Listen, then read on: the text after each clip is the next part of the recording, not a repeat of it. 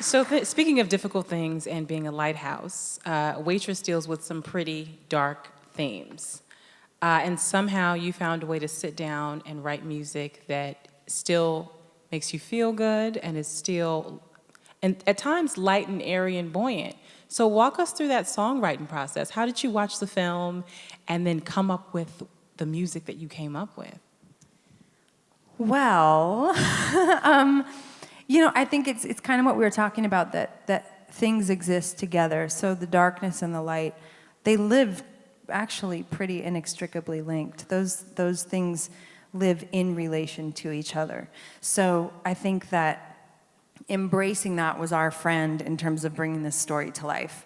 That it didn't have to be, this version of this show didn't have to be all one thing or the other, and that actually it was augmenting the experience to give the harsher moments some levity and some buoyancy.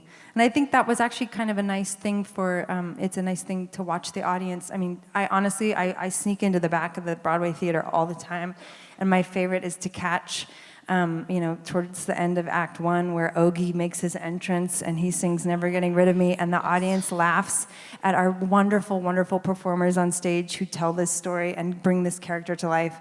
And I think, that is as valuable as sitting through She Used to Be Mine and having people have that kind of an experience. So the writing process was really being willing to be fluid about where we were in each moment of the story and what the moment was calling for. And luckily I had wonderful guidance to help me find my way with that, because I did write a song about dancing sperm singing Please Have Sex With Me. That was one of the songs. Will we ever get to see that? God, I hope not. That's with the a cappella video in the vault.